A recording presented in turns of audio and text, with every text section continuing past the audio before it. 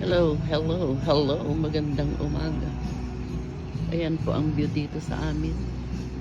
Sa tapat ng aming gate. Ayan. May nagtitinda po doon ng miswa.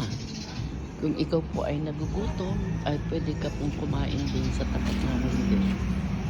Isusunod po. Hindi ko makita. Ayan. Mayroon po doon nagtitinda ng miswa. So, kung nagugutom, ay pwede pong kumain doon. Ayan, dito po. Ang dami na naman pong bunga ng langka. Ayan. Hitik sa bunga. Ayun pa po sa itaas. Ayan, meron pa po dito na dalawa. Ayan.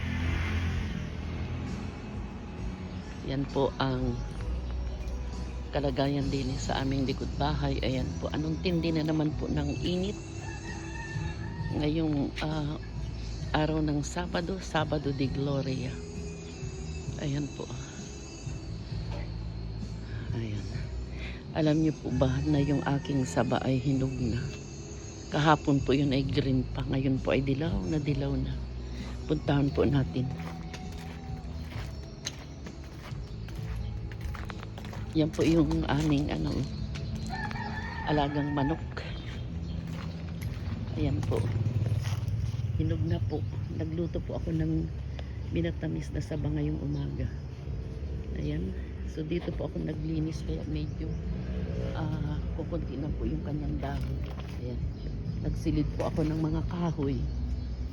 Ayan. Ito pa po ang nililisin ko. May alam po ng konti. Ang dami po. Dami pa pong ligpitin mga kanibo. Ayan po. Grabe. Gusto niyo pong makita yung niluto kong minatamis. So balik po tayo sa bahay.